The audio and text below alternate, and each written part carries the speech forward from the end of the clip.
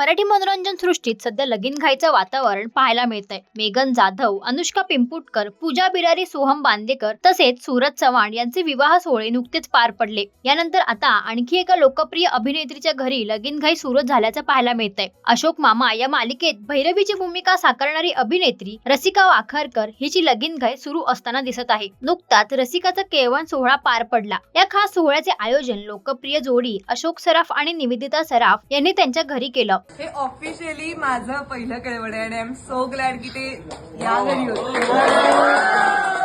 या केळवण सोहळ्याचा खास व्हिडिओ अभिनेत्री रसिका वाखारकरने तिच्या सोशल मीडिया अकाउंटवर शेअर केलाय। व्हिडिओमध्ये अशोक मामा मालिकेची संपूर्ण टीम रसिका सोबत हा आनंदाचा क्षण साजरा करताना दिसून आली। या खास केळवणाच्या वेळी रसिकाने एक सुंदर उखाणा देखील घेतला। ती म्हणाली, माझ्या पहिल्या केळवणासाठी जमली अख्खी टीम अशोक मामा, शुभांकरचं नाव घेत भारावून गेले मी निवेदिता ताईंच्या प्रेमा, असं म्हणत तिने निवेदिता सराफ यांचे आभार मानले। यावेळी निवेदिता सराफ यांनी रसिकाला एक सुंदर साडी देखील भेट दिली। रसिकाच्या केळवणाचा हा व्हिडिओ सध्या सोशल मीडियावर जोरदार व्हायरल होतोय। तर तुम्हाला रसिका वाखारकरचा केळवण सोहळा कसा वाटला हे आम्हाला कमेंटद्वारे नक्की कळवा।